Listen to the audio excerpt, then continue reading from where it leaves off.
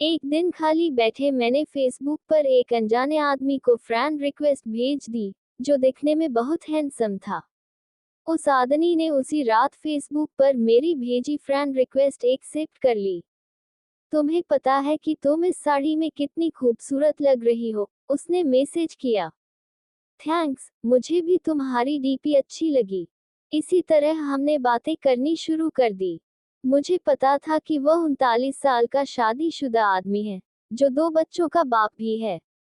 इन सब चीजों के बाद भी हमने अपनी बातें शुरू कर दी।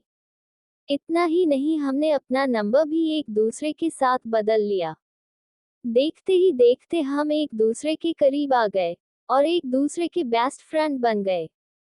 फेसबुक पर हम एक दूसरे के साथ बहुत ज्यादा बातें करने लगे और सोशल मीडिया पर ज्यादा से ज्यादा समय बिताने लगे। दूसरी ओर उस आदमी को लगने लगा कि हमारे करीब आने से, इतनी बातें करने से वह अपनी बीवी से दूर जा रहा है।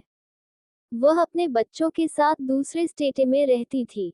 वह मुझसे बोलता था, अभी पता नहीं, मैं सारा दिन तुम्हारे बारे में ही सोचता रहता हूँ। मुझे अफसोस है इस बात पर, मैं नेचर से काफी शर्मीली थी। मेरे काफी अच्छे दोस्त भी थे, लेकिन गुलशन जैसा दोस्त होना काफी स्पेशल था मेरे लिए। 1 महीने की चैटिंग के बाद हमने वीडियो कॉल करना भी शुरू कर दिया। हम उस पर बातें कम और एक दूसरे को घंटों निहारा ज्यादा करते थे। एक रात वह मेरे साथ वीडियो कॉल पर था। उसने बोला, ऐसे देखते देखते कहीं प्यार ना हो जाए। खैर, अब हम रोज ही वीडियो कॉल करने लग गए। हम इतने पास आ चुके थे कि अब हम एक रियल कपल की तरह बिहेव करने लगे थे। हम रोमांस करते, एक दूसरे को चिढ़ाते और थोड़ी लड़ाइयाँ भी करते। कहने का मतलब था कि एक 17 साल की लड़की को 39 साल के आदमी से प्यार हो गया। जिस तरह से प्यार की कोई उम्र नहीं होती, उसी तरह से हम दोनों को भी अपना रिश्ता बिल्कुल गलत नहीं लगा। हमें नहीं लगा कि हमने कुछ गलत काम किया है। इसी दौरान इसकी बीवी और बच्चे इससे मिलने आए, पर वह फिर भी मुझसे बातें किया करता था। यहाँ तक कि वह अपनी बीवी के सामने भी मेरी कॉल उठा लेता था।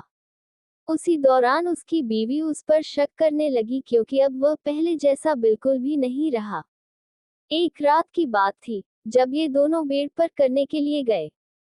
तभी इनके फोन पर मैंने मैसेज और अपनी फोटो भेजी। इनकी वाइफ ने फोन जैसे ही खोला, मेरी फोटो उन्हें दिखी। उसकी वाइफ ने कोई रिएक्शन नहीं दिया, बस गुलशन को जोर का थप्पड़ मारा और रोने लगी। 3 दिनों के बाद वह घर छोड़कर चली गई।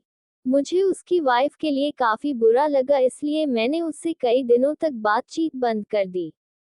उसकी वाइफ के जाने के बाद हम फिर से मिले और हमने लॉन्ग ड्राइव पर जाने का प्लान बनाया।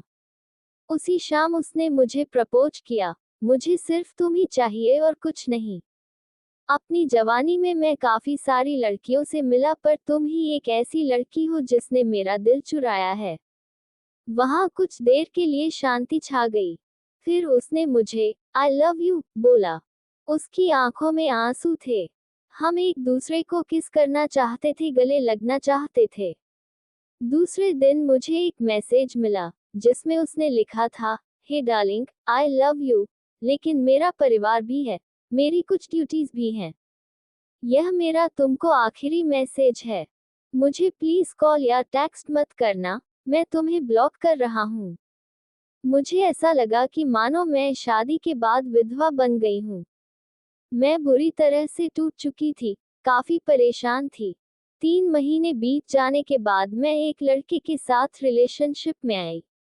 एक दिन मेरे पास किसी दूसरे नंबर से गुलशन का मैसेज आया, बानी, इज दैट यू? प्लीज मेरी लाइफ में दोबारा वापस आ जाओ, मैं तुम्हारे बिना नहीं रह सकता। मैं समझ गई कि यह उसी का नंबर है और फूट फूट कर रोने लगी। 1 घंटे की चैटिंग के बाद मेरा दिल फिर से पिघलने लगा। मेरे बॉयफ्रेंड को इन सब चीजों के बारे में कुछ नहीं पता था। मैंने उससे सब कुछ छुपा कर रखा था। मैंने उस पूरी रात केवल गुलशन से बातें की। एक दिन गुलशन ने मुझे अपने घर पर लंच के लिए बुलाया था। मैंने हाँ कर दी और चली गई।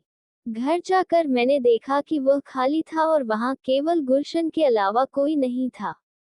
उसने मुझे अंदर बुलाकर फ्रेश होने के लिए बुलाया। उसने ढेर सारी बातें की और खाने की टेबल सजाई। मेरे लिए ये सब नया था। मैं केवल इधर उधर देख रही थी। तभी अचानक मैं जैसे ही पीछे मुड़ी, उसके होंठ मेरे होंठों पर थे। हम एक दूसरे को किस करने लगे।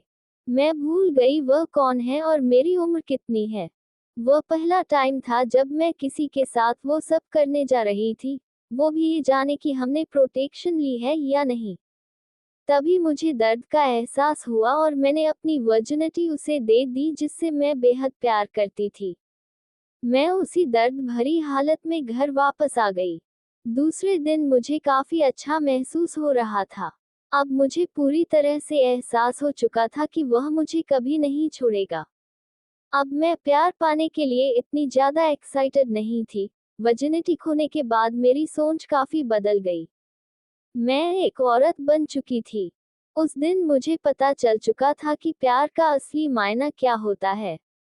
एक दिन मैंने अपनी फीलिंग्स के बारे में गुलशन को बताया और बोला कि मुझे हमेशा के लिए छोड़ दे। उसने कहा कि कोशिश करेगा। धीरे धीरे गुलशन का नाम मेरी जिंदगी से मिटता चला गया। मैंने उसका नंबर डिलीट कर दिया और उसने भी मुझे ब्लॉक कर दिया। मैंने फिर उसे कभी ट्रेस करने की नहीं सोची, लेकिन उसकी यादें आज भी मुझे डराती हैं। मैं खुश थी कि मैं इस अजीब से लगने वाले रिश्ते से बाहर आ गई, लेकिन आज भी वह आदमी मेरा पहला प्यार रहेगा। मैं भगवान से दुआ मांगती हूँ कि मुझे जब भी कोई दे तो वह एकदम गुलशन जैसा हो।